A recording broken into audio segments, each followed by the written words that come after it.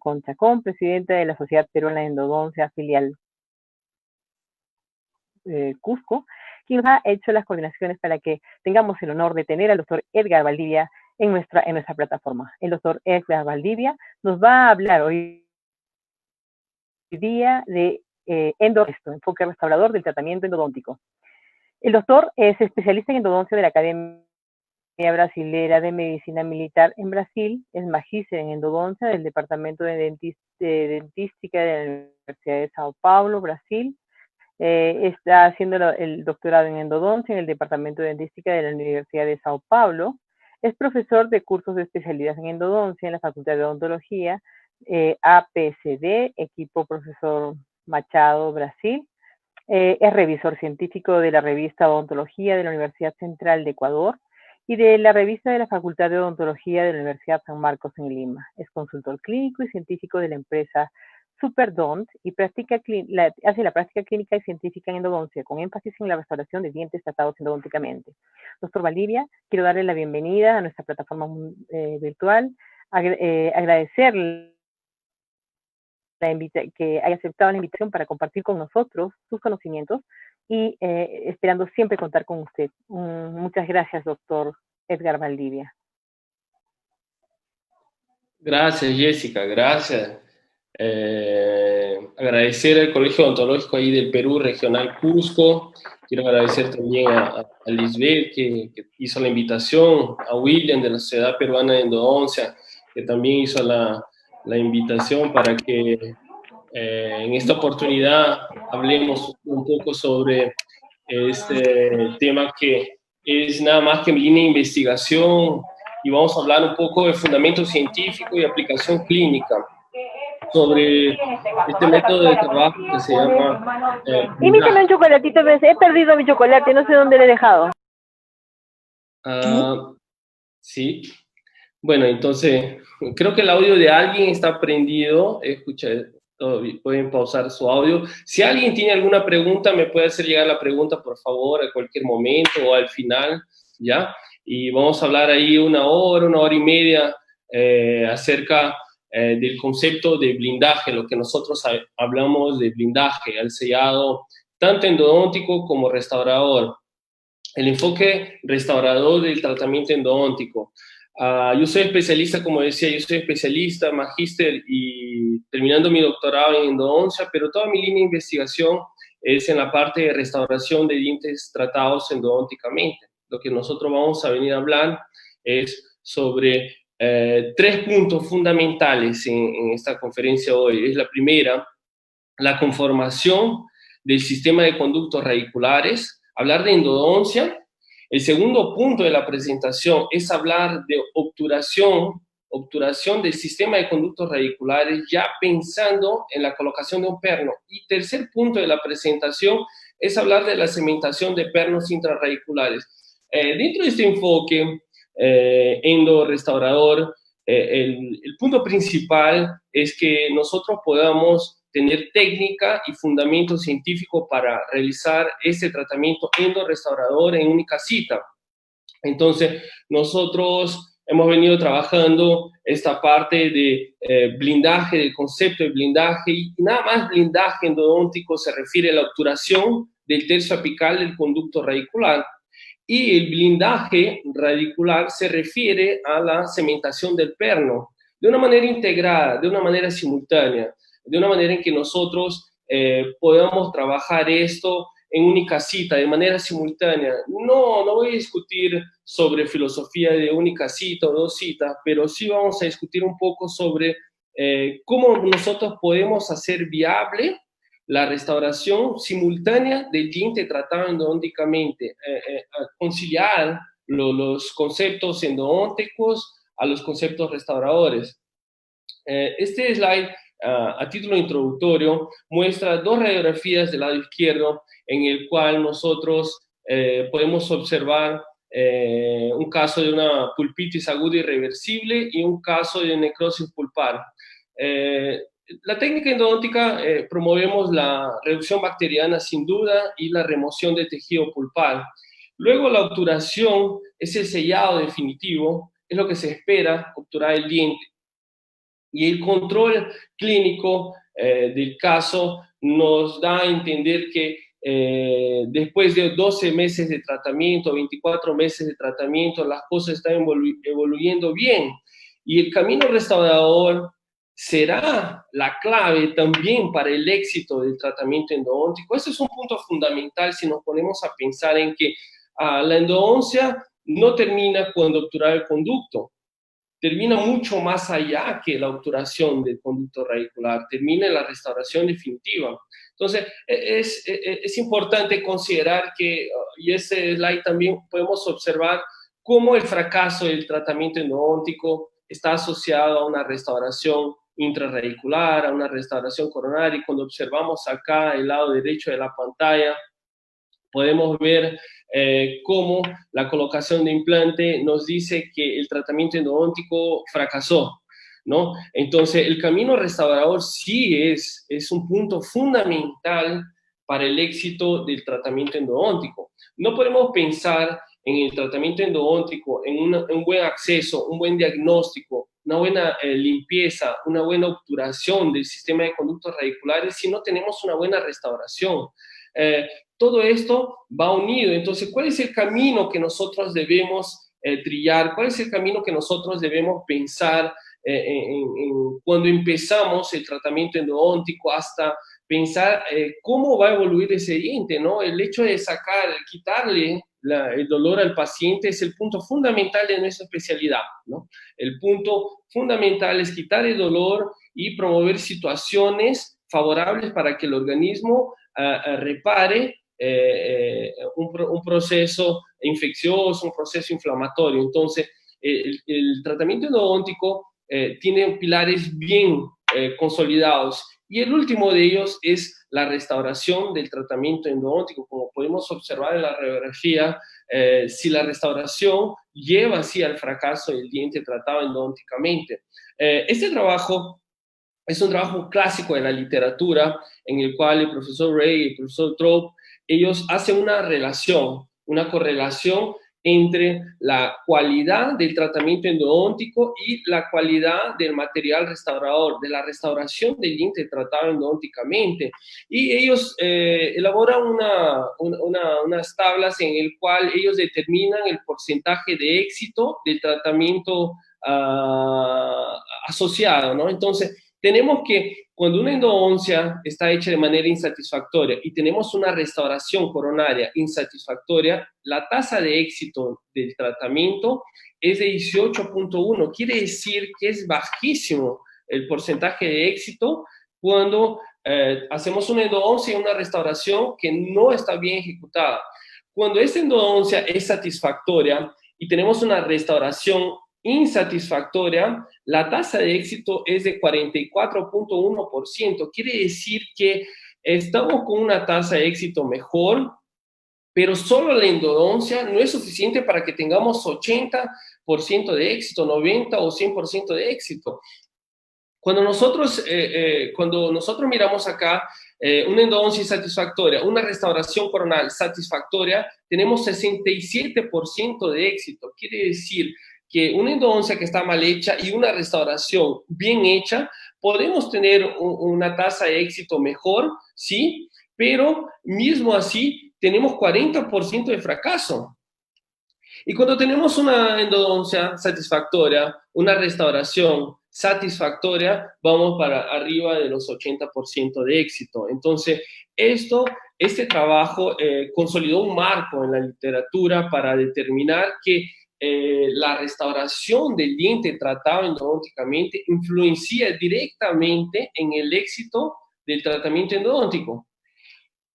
Otro punto fundamental a considerar es el tiempo en el cual se restaura el diente tratado endodónticamente. Entonces, nosotros observamos, miren, en 2011 teníamos esta radiografía y la conclusión del tratamiento endodóntico en 2011. Observamos que tenemos endodoncias bien hechas, no tenemos lesión apical en 2011 y 2 años después, en 2013, observamos la presencia de lesión apical. Y cuando observamos esta tomada, este ángulo tomográfico, este corte tomográfico, observamos la presencia de lesión apical. Quiere decir, ¿cuánto tiempo demoró el paciente para restaurarse ese diente. El hecho de estar con un curativo, el hecho de estar con una restauración provisional en eugenato, en ionómero, en coltosol, materiales restauradores provisorios, ellos tienen una infiltración y el diente está susceptible a una nueva contaminación, a una contaminación y peor que todo, está susceptible a la fractura. Entonces, si nosotros pensamos, observen el diagnóstico, era pulpitis aguda irreversible, no teníamos lesión, después de 2 años teníamos lesión, lo que nos da a entender este caso es que al pasar de 2 años hubo una lesión que apareció y no estaba. Entonces quiere decir que el hecho que el tiempo que se demoró para restaurar ese diente, 24 meses, que fue el tiempo que se demoró para restaurar, eso hizo que apareciera una lesión apical, que nosotros tengamos contaminación del espacio de la cavidad endodóntica y consecuentemente una reacción inflamatoria en el periápice, traducido como lesión apical. Entonces es importante pensar el tiempo de espera, y este es un caso, observen la calidad del tratamiento endodóntico, es un caso mío de la especialidad, la restauración provisional acá, y 12 meses después observamos ahí el cemento endodóntico y el implante. Entonces, ¿qué nos da a pensar este caso? Que por más que tengamos un resultado clínico satisfactorio desde el punto de vista endodóntico, la restauración coronaria, si el paciente no se restaura el diente puede fracasar. Entonces, se hace importante consolidar la base por el cual nosotros debemos restaurar el diente. Primero, para que incorporemos el diente tratado endodóntico de nuevo al sistema estomatognático. Y segundo punto fundamental es evitar una contaminación. Tercer punto fundamental también, evitar la fractura del remanente. Entonces, son 3 pilares en el cual nosotros debemos pensar en el momento de finalizar la endodoncia.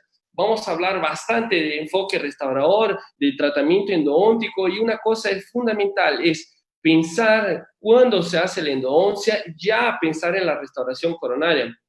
Observamos esa radiografía y podemos observar la evolución de los años 80 para los años 1900 y 1986. Observamos cómo en un primer momento teníamos una endodoncia que en 1964, esa endodoncia era una endodoncia en el cual observamos por la obturación del conducto radicular una endodoncia medicamentosa, una endodoncia en el cual los criterios de obturación todavía no estaban bien establecidos.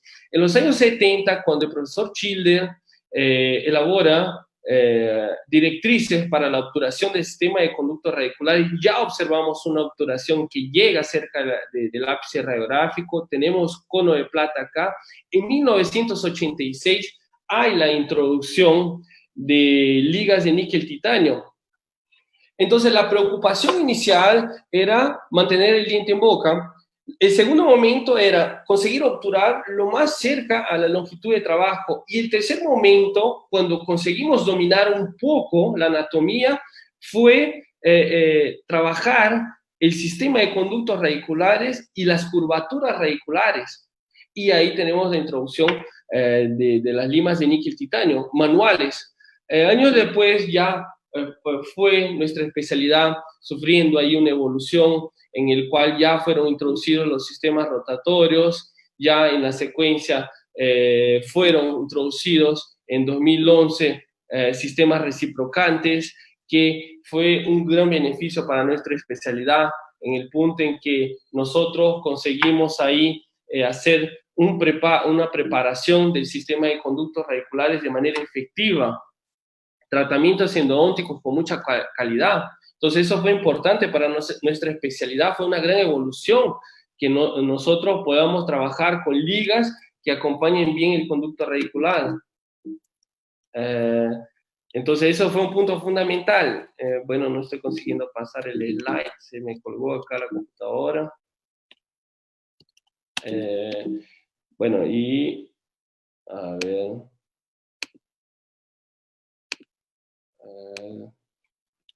Y eso, bueno. Acá. Entonces, nosotros tenemos que las limas endodónticas, entonces, reciprocantes, consiguen acompañar bien la anatomía del conducto radicular, consiguen trabajar muy bien las curvaturas radiculares. Bueno, el video no estaba pasando, no sé qué ha pasado, pero bueno, vamos a seguir ahí.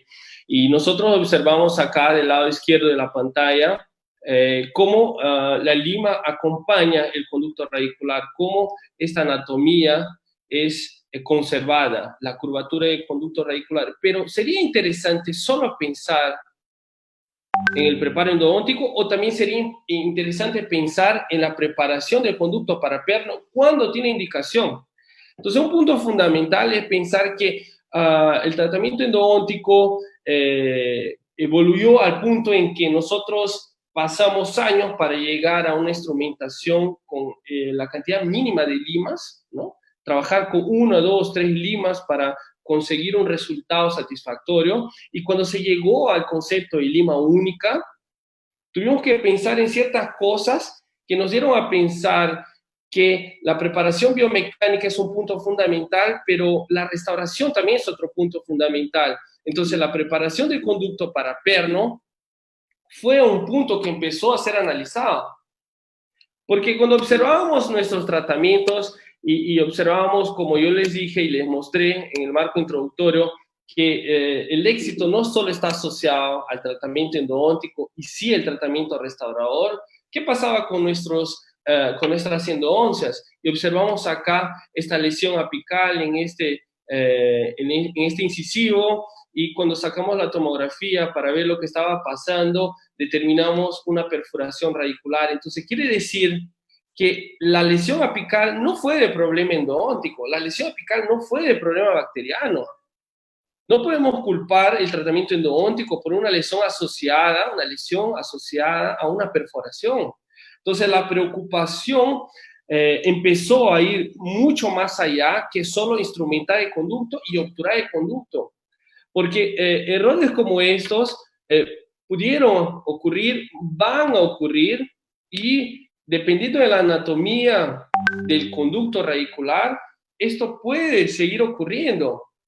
No podemos excluir el hecho que todo desgaste del conducto radicular va a debilitar, va a fragilizar de cierta manera el diente, la estructura dentinaria.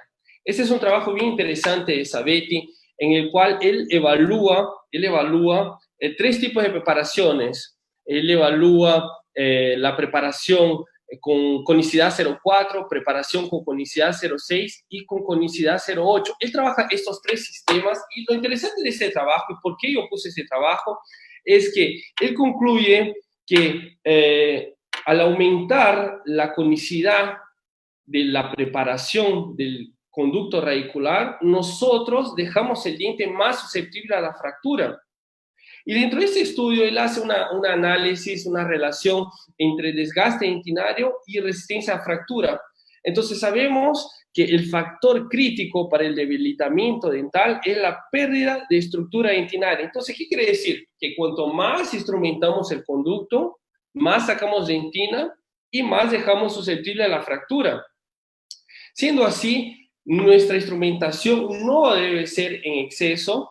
Nuestra preparación del conducto para un perno no puede ser en exceso. Entonces tenemos que hacer desgastes específicos, desgastes milimétricos, porque como nosotros sabemos, desgastes dentinarios en exceso pueden provocar perforaciones, como nosotros vimos anteriormente, y también debilitamiento radicular.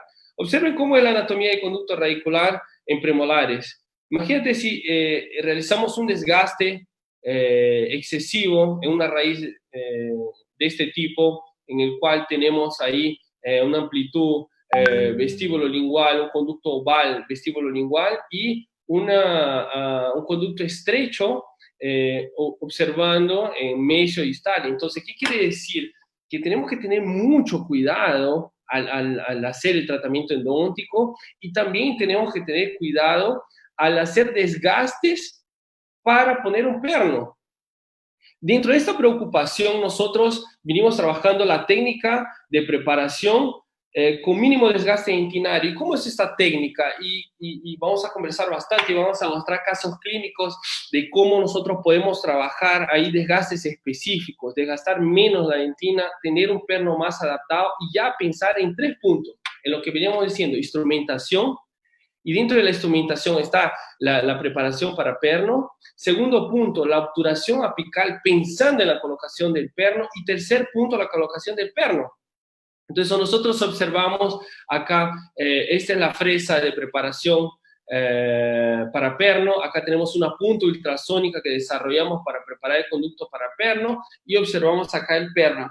¿Cómo es esta técnica? Nosotros trabajamos esta técnica de la siguiente manera. Nosotros elaboramos la longitud total de trabajo y nosotros hacemos la preparación simultánea entre preparación con la lima reciprocante, rotatoria, la lima que usted desee. Nosotros trabajamos en una longitud de trabajo. Por ejemplo, en este diente, que tenemos una longitud de trabajo de 15 milímetros, la lima endodóntica va a trabajar hasta la longitud apical 15 milímetros. Entonces, si trabaja 15 milímetros, yo tengo que poner un perno hasta el tercio medio y respetar 5 milímetros apicales. La preparación del conducto para perno tiene que ser en 10 milímetros. Y asimismo, la colocación de un perno va a ser en 10 milímetros.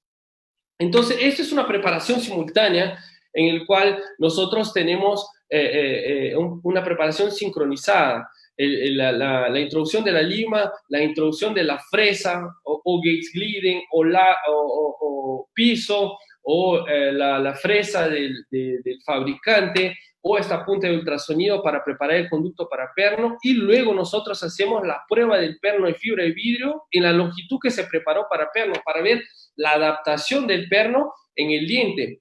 Una vez que hicimos eso, ya procedemos para la parte de la obturación apical y luego la cementación del perno, que son los puntos que vamos a trabajar más adelante. Esta es la fresa White Post 0.5. Este es el perno que nosotros trabajamos bastante, el perno White Post 0.5, y vamos a dar justificativa por qué nosotros trabajamos con esto. Y esta es la punta ultrasónica que prepara el conducto para el perno. Entonces nosotros hacemos ese trabajo integrado. Fue una idea nuestra trabajar la preparación ultrasónica para perno, y eso es parte de mi tesis de maestría, en el cual nosotros observamos que esta punta ultrasónica debe realizar un desgaste mínimo. Observen que es una punta ultrasónica lisa, quiere decir, hace un desgaste mínimo, un refinamiento de la preparación endodóntica. Entonces, nosotros tenemos, si observen acá este video en el cual nosotros tenemos ahí la preparación, como yo les digo, observen la lima endodóntica preparando ahí el conducto en la longitud de trabajo. Fue 15 milímetros la longitud de trabajo en este caso. Siempre irrigando bastante, es importante trabajar con el conducto inundado de irrigante, y luego trabajamos la punta ultrasónica en 10 milímetros. Recuerden, 5 milímetros va a ser la gutapercha apical.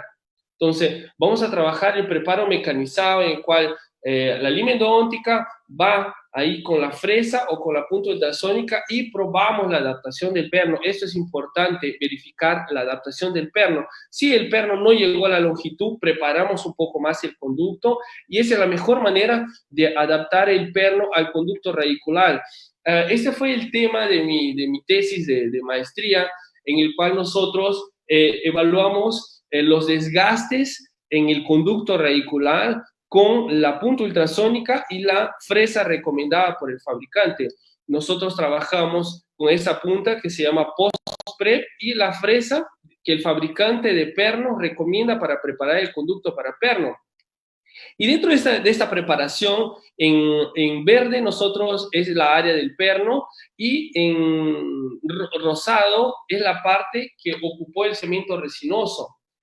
Y nosotros observamos dentro de este concepto de preparación del conducto para perno, la preparación ultrasónica, observamos que hay una mejor adaptación del perno, y consecuentemente, por ser un preparo menos invasivo, tenemos una menor área de cemento resinoso porque el perno está más adaptado. Entonces no queda margen para una espesura una capa muy gruesa, una espesura muy gruesa de cemento resinoso, y consecuentemente, haciendo una correlación entre área de cemento y resistencia adhesiva, tenemos que cuando tenemos una área menor de cemento resinoso alrededor del perno, tenemos una mayor resistencia de unión, una mayor resistencia adhesiva. Entonces, esto es importante porque nosotros con este trabajo conseguimos evaluar de cierta manera que este preparo para retentorio intraradicular de manera no muy agresiva, ¿no? Este preparo mínimo para perno se muestra importante en lo que nosotros consideramos y que hay en la literatura fundamental para el éxito del perno intraradicular, que es la resistencia adhesiva y la resistencia a fractura. Entonces, nosotros tenemos que, observen acá el perno de fibra de vidrio, la espesura mínima de cemento resinoso y dentina radicular. Entonces, ese desgaste controlado de la dentina hace que nosotros tengamos una condición favorable y, consecuentemente, una mejor adaptación del perno en el conducto radicular. Entonces, trabajar la preparación simultánea de la lima endodóntica con la fresa o con la punta ultrasónica, como nosotros estamos recomendando, nos trae grandes beneficios, y dentro de esos beneficios es la adaptación del perno. Nosotros podemos observar en un conducto recto, por ejemplo, en esta porción del tercio medio y cervical, acá este conducto fue instrumentado con una lima Weiwan 35, una lima Weiwan del sistema Weiwan.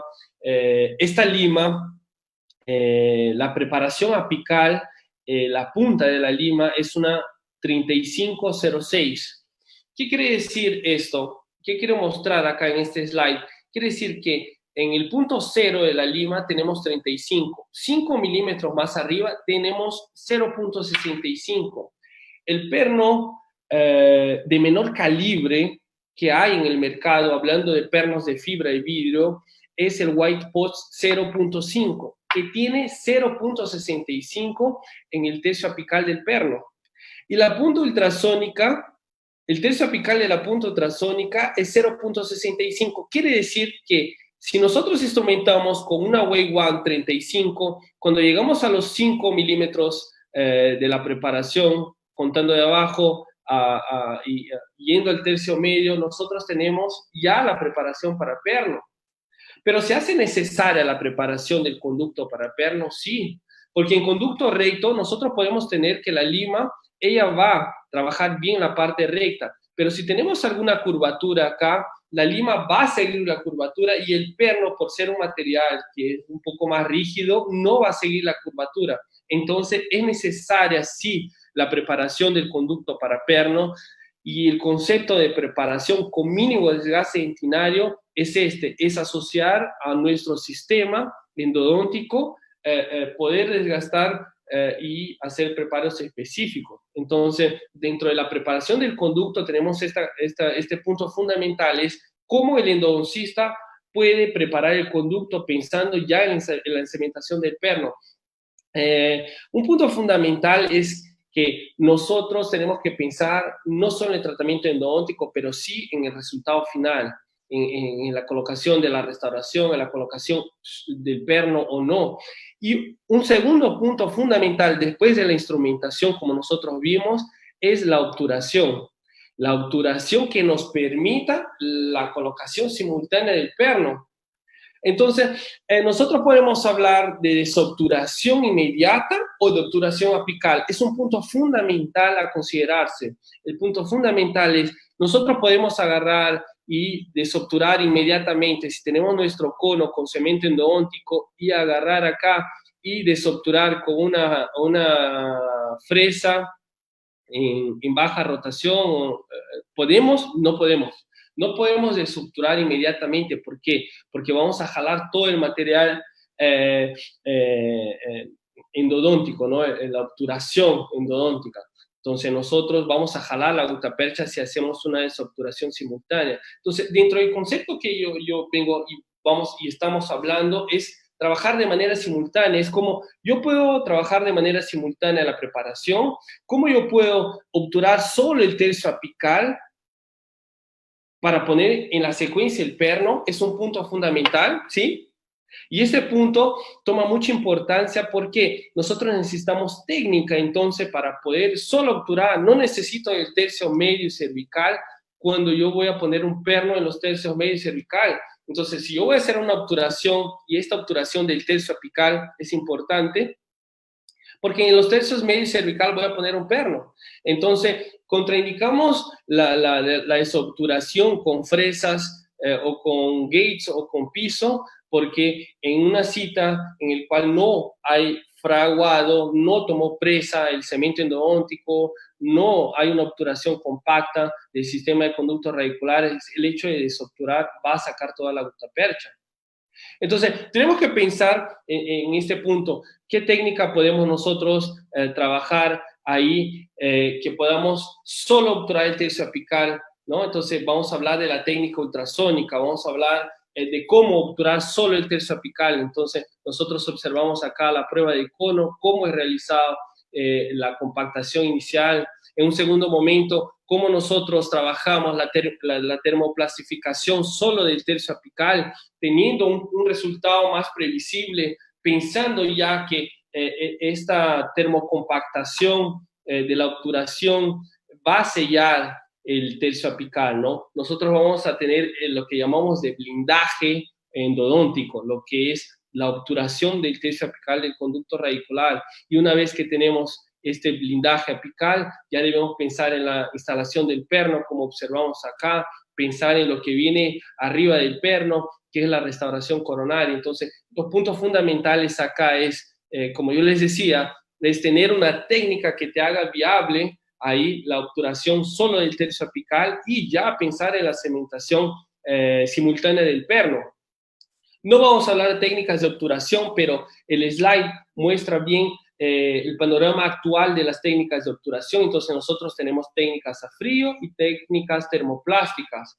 Y dentro del concepto de blindaje simultáneo, de colocación simultánea del perno en la misma cita del tratamiento endodóntico, tenemos sí que trabajar con técnicas termoplásticas, como nosotros observamos las técnicas de cono a frío, de poner el cono o cortar el cono sin termocompactación, no hay un sellado efectivo de la obturación, ¿no? Entonces tenemos que dentro de estas técnicas, la técnica que nos orientó a partir de ella, las técnicas termoplásticas, fue la técnica de Schiller, en el cual el profesor Schiller en 1974, él determina parámetros para la obturación termoplástica, él ponía la gutapercha en pedacitos, en trocitos, y aplicaba calor. Entonces, él determina ahí algunos parámetros que después fueron modificados y hasta llegar al padrón que nosotros tenemos. Padrón oro en la obturación termoplástica, que es la compactación vertical por hora continua. Y la variable que nosotros introducimos, que es la termoplastificación ultrasónica. Este es un trabajo, es la tesis de doctorado de Elaine, el cual fue orientada por un profesor nuestro acá de la universidad, profesor Gavini, en el cual ella evaluó la presencia de espacios vacíos después de la obturación. Y yo que ese es un trabajo interesante y nosotros vamos a entrar en esto de observar acá en estas imágenes la obturación con cono único y la obturación con un sistema termoplástico que se llama ola continua de condensación vertical. Y este trabajo, ¿qué nos muestra? Ella trabajó en conductos mesiales de molar inferior. Y la técnica con cono único y condensación, la técnica termoplástica, la técnica con cono único, la técnica frío, ellos no encuentran diferencia significativa en el tercio medio y apical del conducto radicular. Cuando ellos evalúan, ellos concluyen que los dos grupos consiguen obturar bien los tercios medios y apicales de conductos mesiales de molares inferiores. El tercio cervical hay una mejor obturación, ¿sí?, con la técnica termoplástica, porque el tercio cervical es un tercio en el cual hay una irregularidad, hay una región de istmos mucho mayor. Entonces, en conductos circulares, perfecto, la técnica de cono único se muestra efectiva, pero en conductos en el cual nosotros no tenemos una anatomía circular, ya llega a ser preocupante pensar que vamos a obturar con un cono único esta anatomía. Observen cómo es este conducto del tercio apical. Observen esta imagen en micro-CT, cómo es el tercio apical de un diente. Entonces, es ilusorio, es pensar en que nosotros con un cono único podemos obturar el conducto cuando nuestra anatomía es oval. Observen este diente en un plano antero-posterior. Nosotros observamos que es un conducto que parece ser circular, y cuando hacemos y tenemos la microtomografía, imágenes, observamos cómo es un conducto oval, cómo es un conducto que no es circular. Entonces, el plano bidimensional de la radiografía de diagnóstico nos engaña mucho. Nos engaña mucho poder evaluar nuestro tratamiento endodóntico con una radiografía y determinar y decir que sí está bien obturado. Porque cuando observamos la anatomía del conducto radicular, observamos que es mucho más allá que un conducto circular. Es mucho más allá que pensar que existen conductos circulares. Nuestra preparación es circular, sí, pero ¿cuántas paredes no estamos tocando? ¿Cuántas áreas estamos dejando sin obturar? Son puntos que nos llevan a reflexión, son puntos que nos mantiene con estudios, con proyectos pertinentes para la elaboración de trabajos que también puedan determinar un mejor tratamiento endodóntico, una mejor técnica de obturación, una mejor preparación. Este video, algunas imágenes me lo pasó Marco. Marco está trabajando en esa parte de preparación y me mostraba unas imágenes con microtomografía, que es lo más sofisticado que nosotros tenemos para evaluar la anatomía del sistema de conductos radiculares, y observamos cómo es compleja la anatomía. Entonces, cómo es compleja la preparación y cómo es compleja querer obturar con un cono único y pensar que la obturación está compacta. Observen en esta imagen, en microscopio electrónico de barrido, este es el cono de gutapercha. Y toda esta área en azul es el cemento endodóntico. Entonces, pensemos que en esta ocasión tenemos un conducto irregular, sí, una anatomía normal, que no es un conducto circular, es un conducto oval, ¿no? Tenemos que pocos conductos son circulares, hablando de anatomía endodóntica, y dentro de los pocos es el incisivo lateral superior, raíz mesial de molares inferiores. Todos los demás tenemos ahí una anatomía que sale de esa circunferencia, es una anatomía oval, y dependiendo de eso tenemos una anatomía más oval o menos oval, conductos ovales longos, ovales dentro de esta categoría. Y observamos acá cómo el cono queda desadaptado. Entonces nosotros podemos hablar que tenemos una obturación hermética, o podemos hablar que tuvimos reducción bacteriana, sí, y cuando nosotros dejamos espacios vacíos en el conducto radicular, esto no es bueno, porque podemos dejar espacios vacíos para la proliferación bacteriana. Entonces, cuando nosotros trabajamos una técnica termoplástica, nosotros tenemos que ese material ya no es cono y cemento, es un material obturador. Observen cómo cuando después de termoplastificar nosotros tenemos un relleno mejor de conducto radicular y una espesura menor de cemento resinoso. Entonces, es un beneficio trabajar con una adaptación hermética. Sí, es el primer punto, es trabajar la obturación hermética del conducto radicular. Un segundo punto es que las técnicas termoplásticas se ha demostrado con varios trabajos en la literatura que tienen una mejor efectividad cuando comparadas con las técnicas a frío. ¿Y por qué estamos hablando de obturación termoplástica? ¿Por qué estamos hablando de esta variable? Porque para poner el perno en la misma cita tenemos que trabajar con una obturación termoplástica, ¿ya? Entonces, observen del lado izquierdo de la pantalla, la obturación con cono único. Observen cómo el condensador ahí es aplicado calor en el tercio cervical del conducto, y ahí tenemos una compactación vertical. Y observen acá, no hay obturación de un conducto lateral. Quiere decir que el cono único rellenó la luz del conducto, pero no llegó a áreas irregulares del conducto radicular. Observamos otro sistema que es el Butacor. Observemos cómo Esa obturación con un cono termoplastificado acá entra. Observen que la obturación acá ocupa todo el conducto radicular y observamos ahí la presencia de un conducto lateral obturado, ¿no? Que es el objetivo de mostrar el video.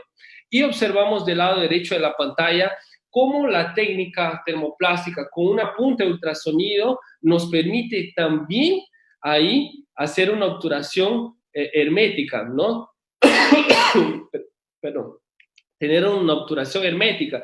Observen la obturación de un conducto lateral.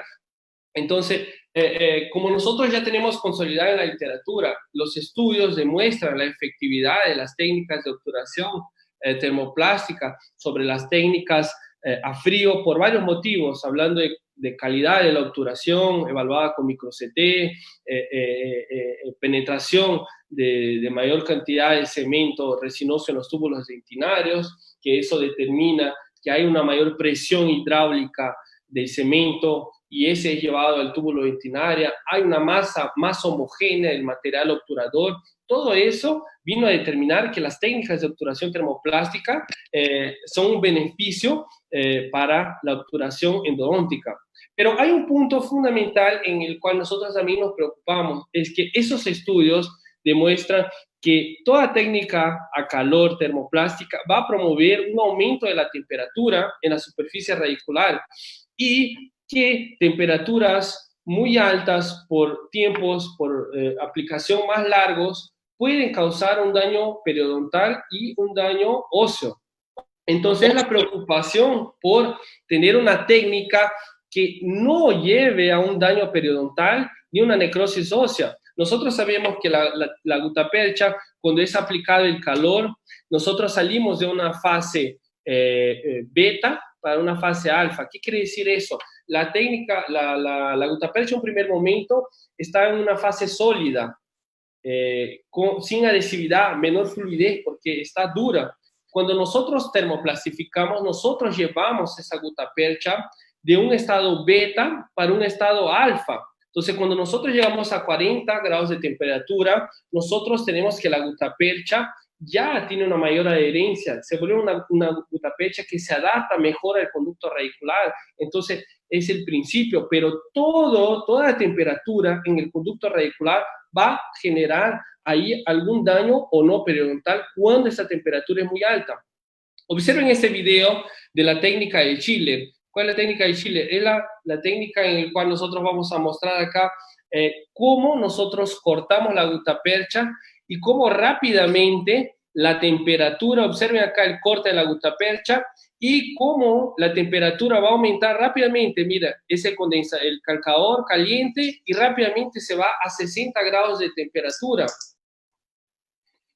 Lo que nos da a entender es que temperaturas, y está consolidado en la literatura, que temperaturas entre 43 grados a 56 pueden causar daño periodontal. Entonces, ¿qué quiere decir? Que cuando nosotros agarramos nuestro condensador y aplicamos con el mechero le aplicamos calor, estamos llevando a 60 grados de temperatura. Entonces, si nosotros cortamos, perfecto, porque estamos en el tercio cervical, pero imagínate introducir hasta el tercio medio.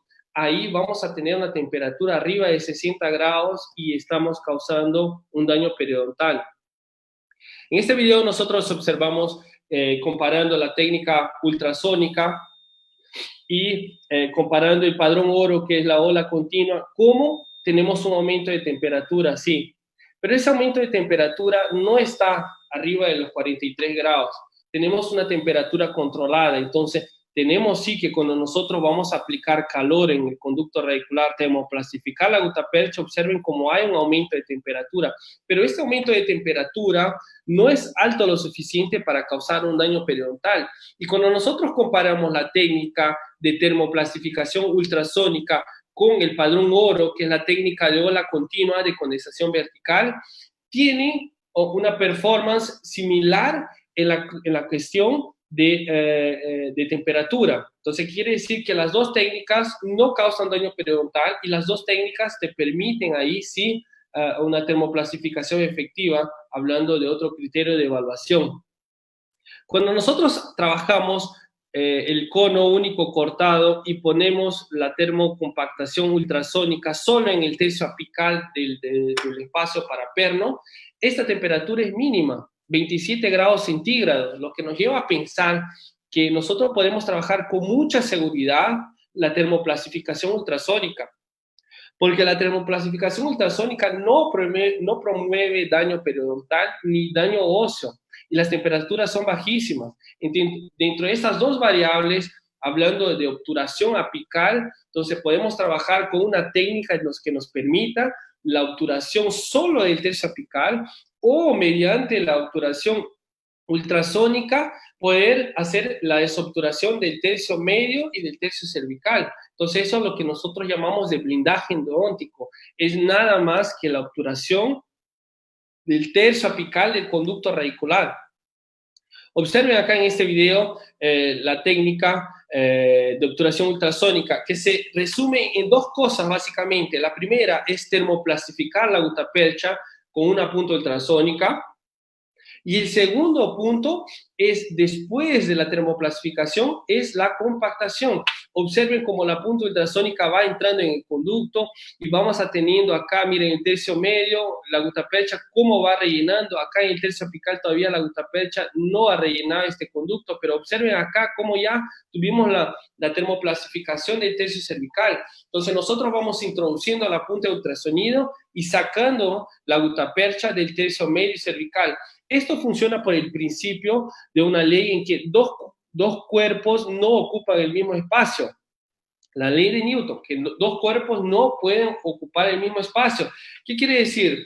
Quiere decir, si yo pongo la punta ultrasónica en el conducto, la gutapercha del tercio medio y cervical va a salir porque va a entrar a la punta ultrasónica. Entonces nosotros conseguimos ahí llegar a los milímetros apicales con una efectividad de termoplastificación. Observen cómo nosotros conseguimos la termoplastificación de un conducto en el tercio cervical y en el tercio medio del conducto radicular. Entonces, tenemos un resultado deseable desde el punto de vista de una obturación compacta, de lo que se quiere, ¿no? Una obturación compacta. Entonces, el primer punto ya habíamos hablado, que es la preparación. El segundo punto es hablar solo de la obturación del tercio apical, que nos permita la técnica de colocación inmediata del perno. Entonces nosotros observamos acá el cono único, observamos cómo la punta ultrasónica va a llegar hasta los 5 milímetros apicales y vamos a sacar esa gutapercha del tercio medio y cervical con una aplicación constante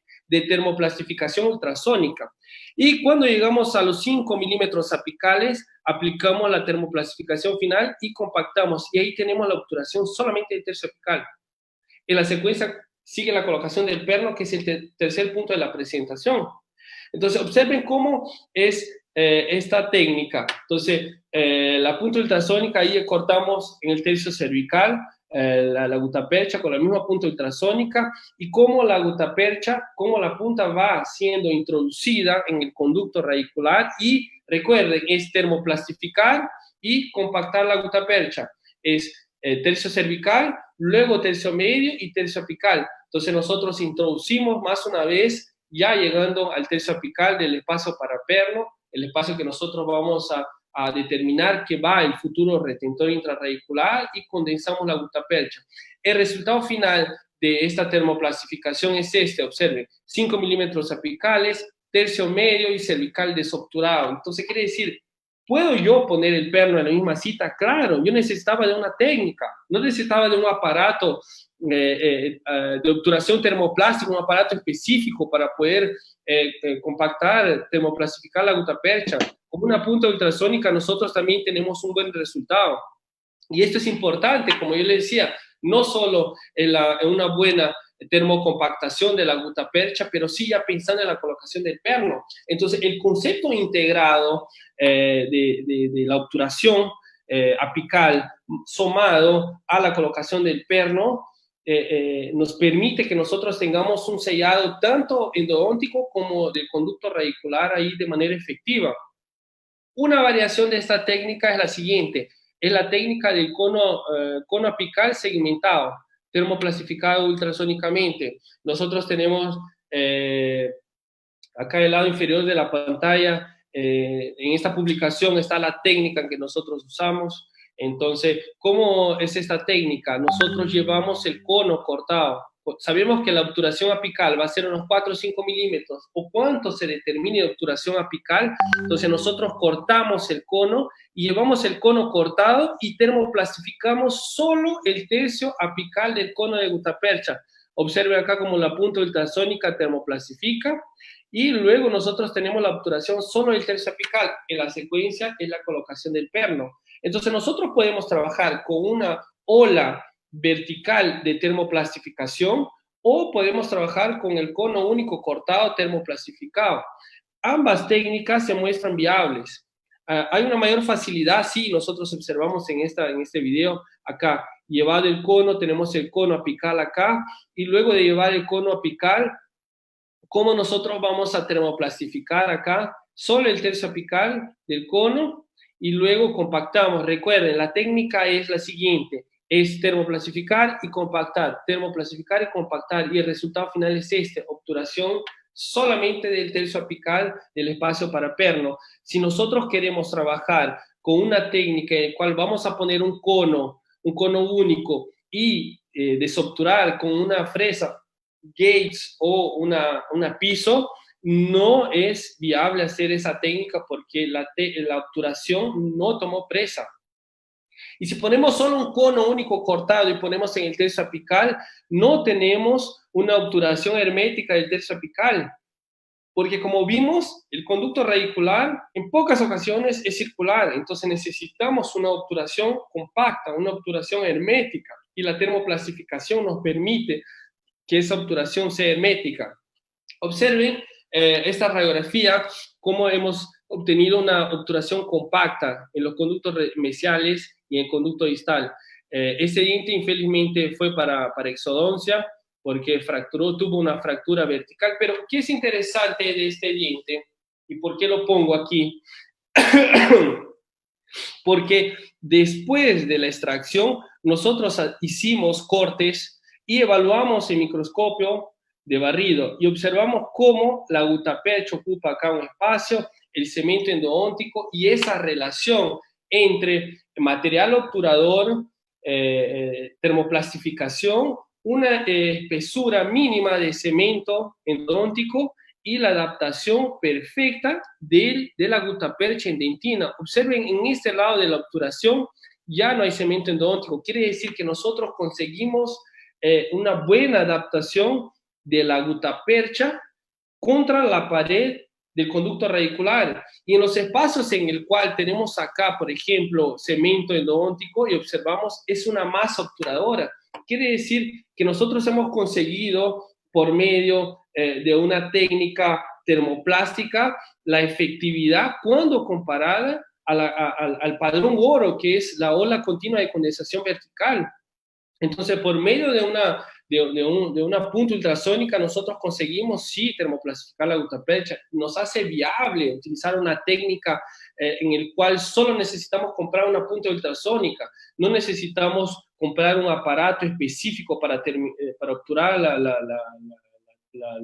el conducto con una técnica de obturación termoplástica, ¿no? Entonces tenemos que observar medios que nos hagan viable ahí el tratamiento endodóntico. Y para terminar la presentación es la colocación del perno intraradicular. Es el concepto de blindaje, el concepto que nos quiere decir, nos da a entender, en el cual la parte estética puede ser importante, pero la principal función del blindaje, tanto endodóntico, hablando de obturación apical, como el blindaje radicular con pernos intrarradiculares, es que nosotros podamos tener un sellado efectivo, pensar en que este sí es el camino para el éxito del tratamiento endodóntico también, ¿no? Y dentro de una pregunta que no quiere callar, y siempre se hace esa pregunta en foros, en todo sitio: ¿quién debe poner el perno? Yo pregunto, yo respondo, el endodoncista sin duda alguna, y solo por esta cuestión: visión privilegiada de los aspectos anatómicos del conducto radicular. El endodoncista trabaja con el aislamiento, nosotros trabajamos con preparación, sabemos qué curvatura tiene el conducto, sabemos cuánto debemos desgastar de dentina, sabemos cómo podemos desobturar el conducto para dejar el tercio medio y cervical desobturado para la colocación de un perno. Sabemos también, por medio del conocimiento que nosotros vamos adquiriendo en la especialidad, que la indicación del perno es más importante saber indicar que la colocación de un perno, ¿no? Saber que la colocación de un perno va a sellar ahí el conducto radicular, pero también va a dar soporte para el muñón coronario. Entonces, es la colocación de un perno, la instalación de este perno en única cita, en la misma cita del tratamiento endodóntico, siempre que deseable. Nosotros tenemos varios tipos de pernos en el mercado. Observamos pernos anatómicos, pernos fresados en CAD/CAM, pernos cónicos, pernos cilíndricos, pernos fresados en material, en el cerómero. Entonces nosotros tenemos una gama muy alta de materiales para hablar de cuál será el mejor retentor intrarradicular, cuál es el mejor perno. Sin duda, hablando del abordaje endorrestaurador del tratamiento endodóntico, nuestra preferencia es por pernos prefabricados, sin duda. Y hablando de pernos prefabricados, acá tenemos pernos en fibra de vidrio, tenemos varios pernos, pero la cuestión fundamental, el punto fundamental es trabajar con material que tenga propiedades similares al de la dentina, trabajar con un material que me permita una buena rehabilitación y que me permita un abordaje integrado. Trabajar con materiales que presenten resistencia, una buena resistencia a la flexión y un modo de elasticidad similar al de la dentina. Y el perno de fibra de vidrio, observamos acá el perno en una imagen en barrido, observamos cómo nada más es fibra de vidrio en una matriz de resina. Entonces tenemos que el principal beneficio de usar un perno de fibra de vidrio es que nosotros tenemos ahí un material que tiene características similares al de la dentina. Y esto es importante porque nosotros sacamos dentina para poner un perno. Entonces tenemos que poner un material que tenga características similares. Y estas características similares al de la dentina nos da un gran beneficio porque el hecho de trabajar con pernos en fibra de vidrio hay una reducción de fracturas radiculares cuando comparado con los pernos metálicos. Entonces, es el principal punto. ¿Y cómo nosotros explicamos? Si ese es el trabajo de Paulo César, es la tesis de doctorado de Paulo César, en el cual él evalúa por medio de elementos finitos, evalúa pernos metálicos y pernos en fibra de vidrio. Y este estudio, ¿por qué es interesante este trabajo?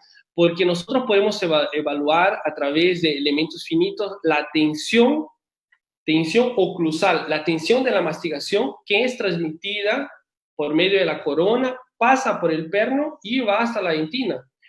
Entonces, observamos acá que 50 MPa es el máximo de tensión que fue colocada en un retentor intrarradicular y 0, cuanto más colores claros, tenemos que hay menor tensión.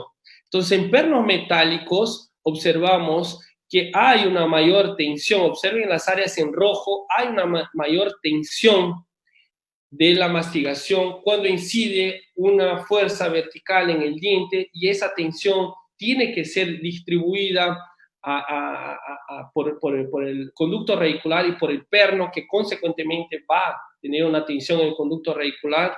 Este es mucho mayor en pernos metálicos. Y cuando usamos pernos de fibra de vidrio, por las características que cité anteriormente, de buena resistencia flexural, quiere decir, no es un material muy rígido y tiene un módulo de elasticidad, una rigidez, digamos así, similar al de la dentina, nosotros tenemos un comportamiento biomecánico mejor, similar al de la dentina. Entonces, esto llevando a un plano clínico, y este caso nos muestra una típica situación indeseable cuando nosotros observamos y ponemos una sonda periodontal y radiografamos y tenemos una pérdida ósea vertical. Y esto nos muestra aquí, en pernos metálicos, cuando ocurre una fractura radicular, y observamos la fractura radicular en esta imagen tomográfica y en esta raíz, cuando ocurre una fractura, en un perno metálico, esa fractura no ocurre en el perno porque es un material rígido. La fractura ocurre en el diente, porque el diente no aguanta, es mucha presión, es mucha tensión, es un material muy duro. Entonces todo el estrés de la mastigación se va a la raíz y provocamos la fractura radicular. Entonces no estoy diciendo que no usemos pernos metálicos, pero tenemos que saber usar con cuidado. Y tenemos que saber que todo desgaste en exceso de conducto radicular puede ya llevar a la fractura. Y sumado a ese desgaste excesivo de la dentina, del conducto radicular, la colocación de un perno metálico hace que el pronóstico sea reservado. ¿Qué quiere decir? Hay una gran probabilidad de fractura asociada ahí cuando tenemos mucho desgaste dentinario. Y cuando tenemos una fractura, observen acá esa radiografía, una fractura de un perno de fibra de vidrio. ¿Cómo es esa fractura y cómo es considerada en la literatura esa fractura? Es considerada una fractura restaurable, porque observen que después de la remoción de un perno de fibra de vidrio que da bastante trabajo, tenemos acá la obturación apical y se salió todo el perno. Entonces nosotros tenemos que no fracture el diente, fracture el perno. ¿Por qué? Porque el módulo de elasticidad del perno tiene una mayor flexibilidad. Entonces cuando cae una tensión de la oclusión sobre el perno, fractura el perno y no el diente. Lo que sí nos daría a una nueva posibilidad restauradora. Quiere decir, no tenemos que extraer un diente cuando en la mayoría de los casos ocurre una fractura con pernos de fibra de vidrio. Es el primer punto. Entonces, comportamiento biomecánico es importante. Este estudio, que es una meta-análisis de la literatura, de profesor Wang, en el cual él compara la resistencia a fractura, y es obvio que en pernos metálicos colados hay una mayor resistencia a fractura que pernos prefabricados. Es un material más rígido. Entonces, el hecho de trabajar con un perno metálico, tenemos una mayor resistencia a la fractura, es cierto, pero si nos podemos a pensar en los contras de la cuestión estética, de la cuestión de fractura que puede tener ese diente, no sería un parámetro totalmente deseable tener una alta resistencia a la fractura. Es un primer punto. Los estudios clínicos también nos dan unas directrices de cómo este comportamiento en boca puede tener ahí una performance, un rendimiento similar. Y ese trabajo en el cual se compara pernos metálicos y fibra de vidrio y se hace un estudio clínico y un control después de 3 años de los pernos de fibra de vidrio y los pernos metálicos. ¿Qué se concluye? Que los pernos en fibra de vidrio y metálicos colados tienen un desempeño, una performance clínica, un rendimiento clínico similar cuando comparados a ambos pernos, cuando no tenemos nada de remanente, digamos, en una extensión más vertical. ¿Qué quiere decir? Que el perno tiene que tener la función de dar soporte para el muñón, sí que es la primera función de un retentor intraradicular, es dar soporte para el muñón, pero un punto fundamental también es que la corona abrace el tercio cervical del diente y no abrace el perno. Entonces nosotros tenemos que ambos los pernos, tanto metal como fibra de vidrio, son circunstancias ahí que tenemos que evaluar específicas, paciente por paciente. Y dentro del criterio de elección de un perno intraradicular de fibra de vidrio es el criterio anatómico. ¿Qué es el criterio anatómico? Es determinar qué perno de fibra de vidrio puedo poner en el conducto radicular. Ambos son prefabricados, pero la diferencia es que nuestra preparación tiene que casar con la preparación endodóntica, tiene que casar, tiene que ser un aliado, tiene que ser un preparo integrado con el preparo para perno, y el perno tiene que ir bien adaptado. Recuerden lo que nosotros hablamos de adaptación del perno. Entonces, si nuestros preparos son cónicos, el perno que nosotros debemos usar para la cementación, para el blindaje radicular, debe ser cónico, nunca pernos cilíndricos. Observen cómo acá el perno cilíndrico desgasta mayor dentina en el tercio apical. Y si hay un mayor desgaste de dentina en el tercio apical durante la preparación para perno cilíndrico, nosotros vamos a tener ahí una incidencia alta de fractura, una mayor susceptibilidad de la fractura radicular asociada a una preparación en exceso del tercio apical por querer poner un perno que no es compatible con la anatomía ni con nuestra preparación, porque nuestra preparación es cónica, entonces el perno sí tiene que ser cónico. Un segundo punto, hablando de elección del perno, es ¿cuál es el perno, el diámetro específico, ¿no? Entonces ya sabemos que tiene que ser cónico. ¿Cuál es el diámetro? 0.5, 1, 2, y FGM nos da un gabarito, nos da acá una regla en el cual nosotros ponemos sobre la radiografía y determinamos cuál es el mejor perno de acuerdo a la radiografía. Pero cuando observamos una imagen clínica, ¿ustedes creen que este perno White Post DC1 es el mejor que adapta acá? Con un plano bidimensional, pero cuando observamos acá un conducto distal oval, ¿será que ese perno es el que mejor adapta? Entonces, a hablar de una determinación radiográfica para poder establecer el mismo tipo de perno no es parámetro para el endodoncista. Y sí considerar en los calibres, en los diámetros específicos. Nosotros nos gusta trabajar mucho con los pernos White Post de la FGM, porque son pernos, como yo les decía, acompaña la anatomía del conducto radicular, son pernos cónicos. Entonces, hay en Perú también, entonces pueden trabajar con pernos White Post. Entonces, el criterio de elección es el perno 0.5, del cual venimos hablando en toda la presentación, perno de fibra de vidrio White Post 0.5, es para casi todos los dientes. ¿Qué quiere decir? Que nosotros no podemos desgastar más dentina para poder poner un perno más calibroso. Un perno 0.5 se muestra efectivo hablando de resistencia mecánica cuando comparado con un perno único y cuando comparado con un perno 2. Quiere decir que no tenemos que poner un perno más grueso para tener una mayor resistencia mecánica. El comportamiento mecánico es igual. Entonces, lo que manda en sí es cuánto de dentina o cómo está preparado el conducto radicular. Entonces, si tenemos un desgaste, un conducto más estrecho o conductos, en la mayoría de los casos, siempre empezamos por el 0.5. Si nosotros tenemos un conducto un poco más ancho, por ejemplo, molares, conductos palatinos y distales más anchos o premolares más anchos, premolares inferiores, digamos, más anchos, ahí podemos trabajar con el perno 1, pero el criterio de selección es lo siguiente, tenemos que tener toda la cajita de los pernos White Post, 0.5, 1, 2 y 3, y cuando terminamos de hacer nuestra preparación para perno, probamos el mejor perno que se adapte y que llegue a la longitud del espacio para perno. Eso es lo importante, no la anatomía del conducto. Y para dientes anteriores y caninos trabajamos con pernos más calibrosos porque son conductos más calibrosos. Trabajamos con el White Post 2 y 3.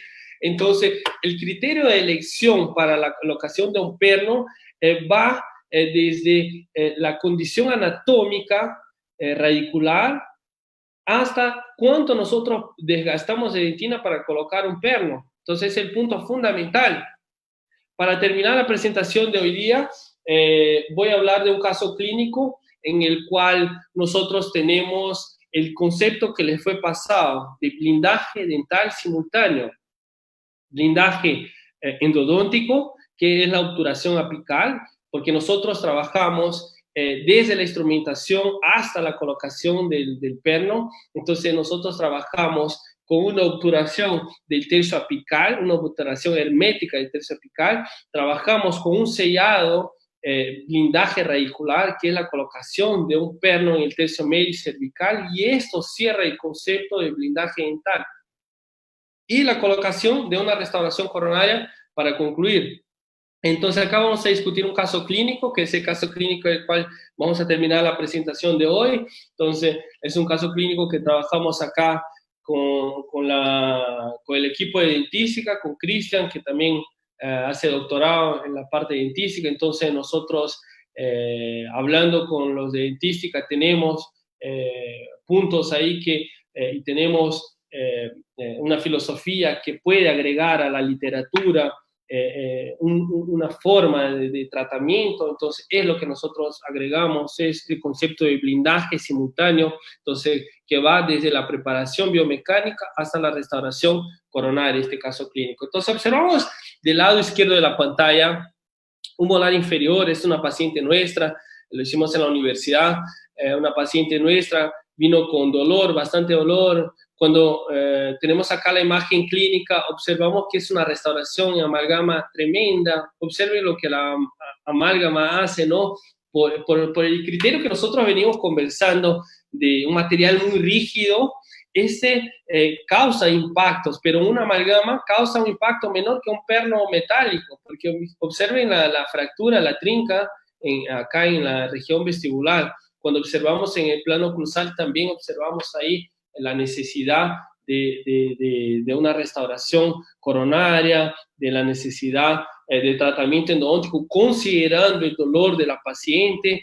Y un punto fundamental es hablar del diagnóstico endorestaurador. ¿Qué es el diagnóstico endorestaurador? Es pensar en la patología endodóntica, pero también pensar en cómo vamos a restaurar de una manera efectiva el diente. No quiere decir que vamos a restaurar todos los dientes, quiere decir que nosotros podemos decirle a nuestro indicador, a quien nos deriva las endodoncias, podemos darle el conocimiento nuestro con base a nuestra evaluación pertinente de tratamiento endodóntico. Nosotros podemos determinar cuál es el mejor conducto para la colocación de un perno, podemos decir cuántos pernos pueden ir en el sistema de conductos radiculares, podemos decir cuál es tal vez una mejor restauración coronaria con base al remanente coronario, con base al remanente radicular. Entonces es una evaluación. Entonces observen en la radiografía panorámica, este es el diente que vamos a tratar. Entonces no tiene dientes vecinos, es un punto, considera la oclusión del paciente, de la paciente. Entonces es un diente que va a tener un impacto oclusal muy intenso porque es extremo libre. Entonces tenemos que pensar no solo en el tratamiento endodóntico, pero sí en una buena rehabilitación, porque si nosotros solo hacemos el tratamiento endodóntico, pasado un tiempo ese diente está mucho más susceptible a la fractura porque es un diente que va a tener una carga oclusal intensa por ciclos masticatorios a lo largo de la vida. Entonces observamos acá la necesidad ahí de tratamiento endodóntico, la necesidad de una corona, ¿no? Entonces es el primer punto. Cuando nosotros aislamos y observamos acá el diente, mira la amalgama, observamos una resina acá y evaluamos cuánto de remanente dentinario tenemos. Observen que solo tenemos una superficie mínima, no tenemos soporte dentinario. Entonces, cuando nosotros sacamos toda la restauración, observen cómo tenemos una cavidad. Dentro de lo que yo hablaba, miren la extensión de microfracturas por la amálgama y por la oclusión de la paciente, pero no hay una extensión vertical. O vamos a abrir ese diente y determinar si hay una fractura radicular, lo que todo indica que no. Pero lo que les quiero mostrar acá es que ese diente va a necesitar de un muñón coronario, ese diente va a necesitar de un perno para sostener el muñón coronario y va a necesitar de una corona para que nosotros devolvamos ese diente al sistema estomatognático. Entonces el planeamiento del tratamiento ya no es solo endodóntico, es pensar en la obturación apical, es pensar en la colocación de un perno para que nos dé soporte para el muñón coronario, es pensar en el muñón coronario y es pensar en la corona. Este tratamiento puede ser integrado entre el endodoncista y el rehabilitador, sí, pero el endodoncista es quien puede dar una noción muy real de lo que se va a poner ahí en el conducto radicular. Entonces acá ya tenemos la indicación, entonces sabemos que dentro del planeamiento es este. Entonces esto es pasado para el paciente.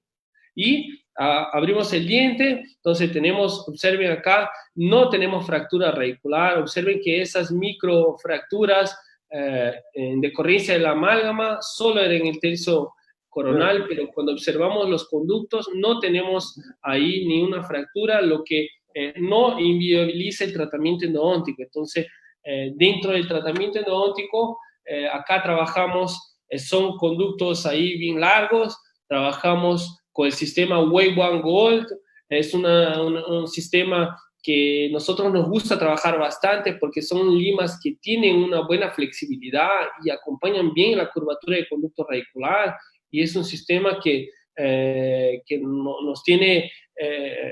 nos da resultados satisfactorios, ¿no? Entonces, el primer punto que yo les decía, recuerden, es la preparación.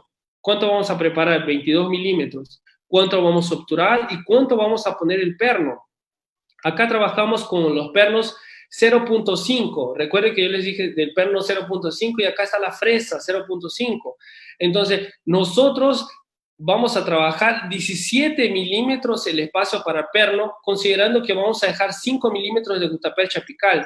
Es el planeamiento inverso de lo que nosotros estamos acostumbrados. Nosotros estamos acostumbrados a agarrar y desobturar la endodoncia. Nosotros estamos trabajando el planeamiento inverso, estamos sabiendo qué vamos a poner antes de la colocación de cualquier material. Observen cómo, entonces, es hecha la preparación acá con la fresa White Post DC, es hecho la preparación del conducto para perno. Acá en la imagen de la derecha es colocado ahí el perno, la prueba del perno de fibra de vidrio, en el cual se verifica la adaptación del perno en la longitud que se quiere. Esto es importante. La técnica de blindaje radicular tiene este paso, que es la prueba del perno de fibra de vidrio después de la preparación para perno, ¿no? Entonces es un punto fundamental. Luego, después de la preparación, observamos cómo estaba antes conductos ahí un poco atrésicos por todo lo que vino sufriendo ese nervio y la deposición de dentina. Y después de la instrumentación tenemos acá 2 conductos mesiales y un conducto distal. Ahora viene la parte de obturación. Recuerden que estamos hablando de obturación ultrasónica. ¿Y será que vamos a tener una obturación con un cono único, una obturación, un sellado efectivo, sabiendo que, mira la anatomía, un conducto oval, conductos circulares acá? ¿Será que un cono único, como observamos acá, va a rellenar el conducto radicular o vamos a necesitar de termoplastificar? Entonces acá trabajamos con la técnica de termoplastificación ultrasónica. Entonces observamos que en la prueba del cono, miren, acá tenemos la prueba del cono, tenemos ahí cómo el cono adapta perfectamente desde un punto de vista radiográfico, ¿no? Y cuando termoplastificamos, tenemos la compactación del material obturador, es hablar de cemento endodóntico y gutapercha. Y dentro de este concepto es importante, como yo les decía, pensar en la obturación y en la colocación del perno. Observen acá la radiografía de la prueba de cono. Observamos acá la radiografía después de nosotros trabajar la termoplastificación ultrasónica de la obturación. Observen cómo se respetó los 5 milímetros apicales de la obturación. Entonces, es viable trabajar ahí con la técnica asociada, ya pensando en la cementación del perno. Como yo les decía, es un punto fundamental que nosotros consideramos.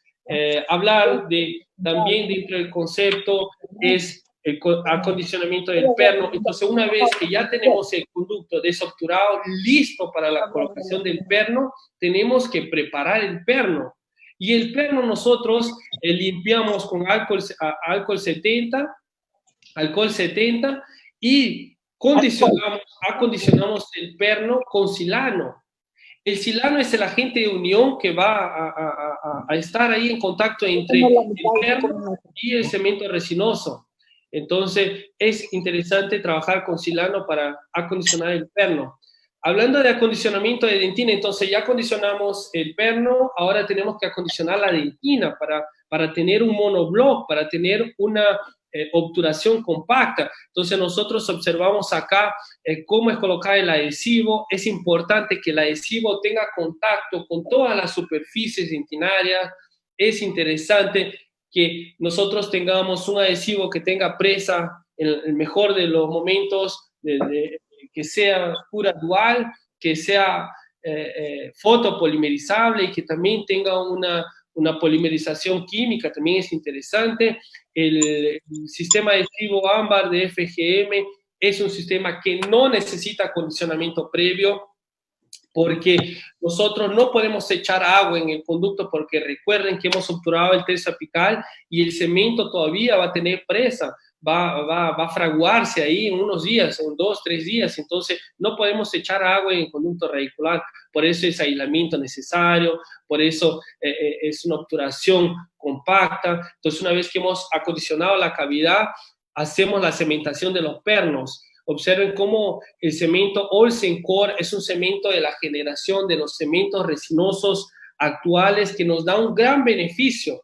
Y el principal beneficio es que no solo sirve para cementar el perno, como para hacer el muñón coronario. Entonces no necesitamos poner resina, incremento de resina, porque el cemento resinoso te reconstruye el muñón perfectamente. Y otra, observamos cómo esas puntas entran en el conducto radicular y nosotros tenemos la colocación de cemento resinoso en el conducto radicular. Observen ahí la colocación de 3 pernos. Por ahí alguien me preguntaría, ¿por qué 3 pernos intrarradiculares? ¿Por qué no tenemos nada de muñón? Y por qué la dependencia mecánica del retentor intrarradicular es alta. Entonces, un punto a considerar. Y luego observamos ahí cómo se hace el muñón. En este caso, ya y levantamos el muñón, fotopolimerización, y luego ya tenemos el diente blindado. Hacemos el tallado para sacar el aislamiento. Acá el diente ya está cerrado. Observen radiográficamente la calidad de adaptación del perno, obturación apical, muñón coronario. Entonces tenemos un resultado satisfactorio en base a un planeamiento bien elaborado. Entonces la ejecución de nuestros procedimientos, podemos hablar de éxito a corto plazo cuando tenemos un planeamiento.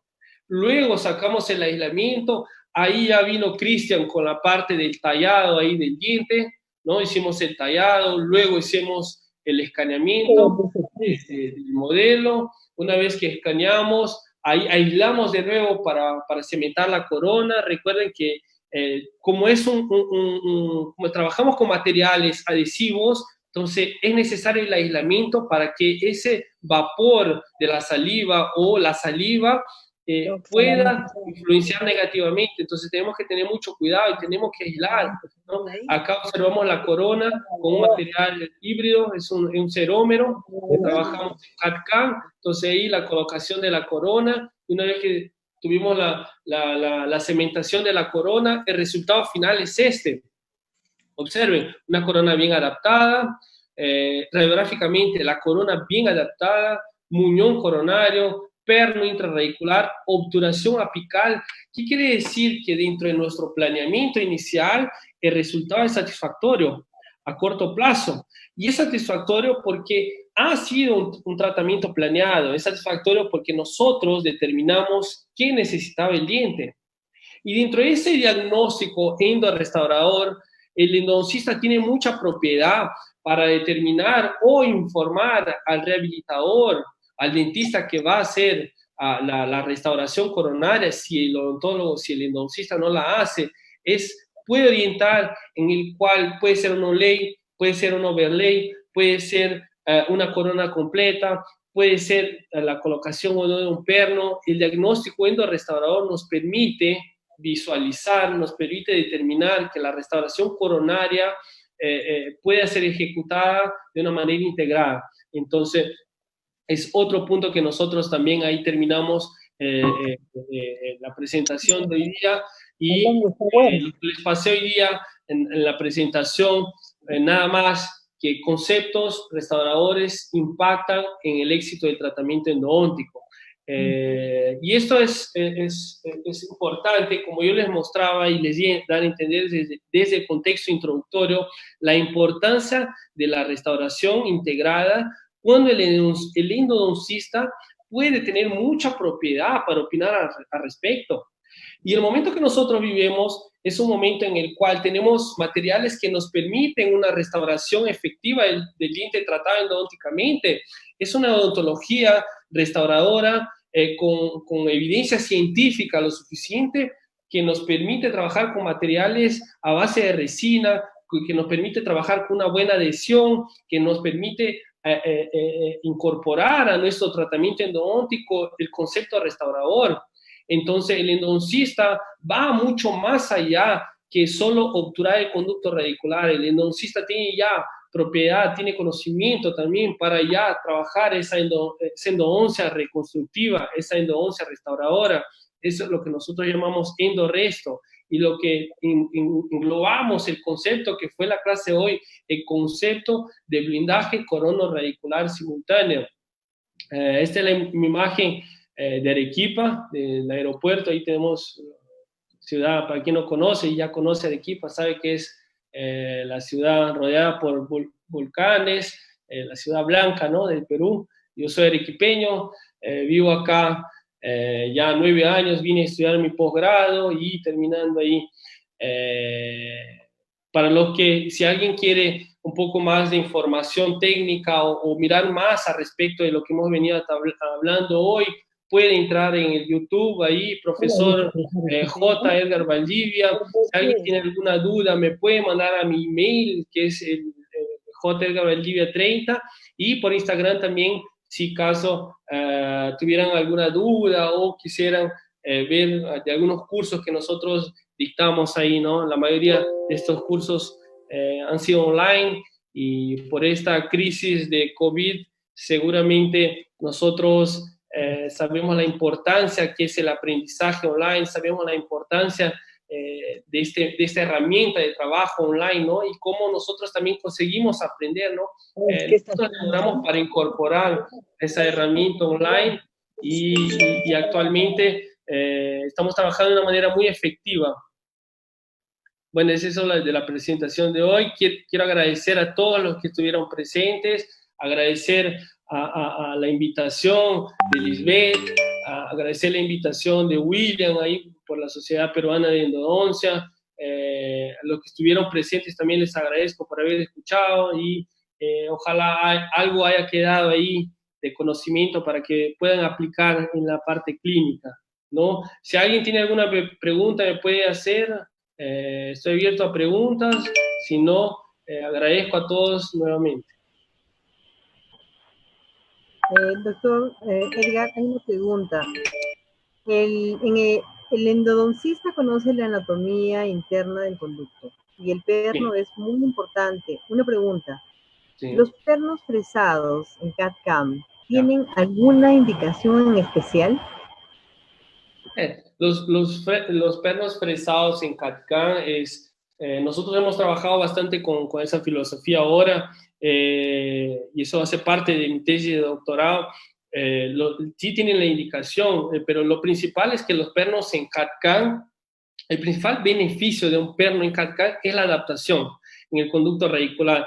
Nosotros observamos por medio de la presentación cómo tenemos una anatomía y cómo los pernos de fibra de vidrio prefabricados consiguen llegar a una adaptación relativa, pero es difícil pensar en que va a ocupar todo un espacio ahí de la cavidad radicular, ¿no? Entonces, la principal indicación de un perno fresado en CAD/CAM es la adaptación del perno al conducto radicular. Y segundo, el perno fresado en CAD/CAM tiene una mayor resistencia a fractura, porque es un perno con una mayor cantidad de fibras cuando comparado con un perno prefabricado en fibras de vidrio. Entonces, el hecho de tener más fibras, tenemos ahí una mayor cantidad, una mayor resistencia mecánica a la fractura. Muchas gracias, doctor Edgar. Una vez más, queremos agradecer tu participación en esta plataforma virtual. Queremos también, en la medida que sea posible, que esta condición de confinamiento y de emergencia sanitaria nos permita tenerlo en físico en nuestra ciudad. Sería un honor poder tener una conferencia con usted en nuestra ciudad.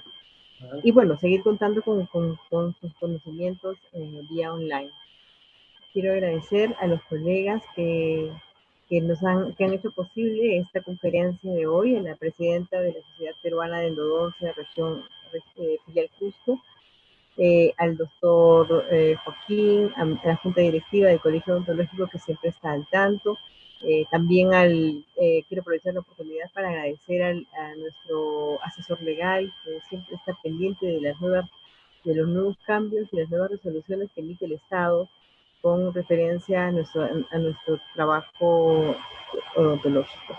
De igual manera, agradecer al ingeniero Luis Rivera, quien hace posible esas transmisiones vía Facebook Live en nuestra plataforma de Zoom.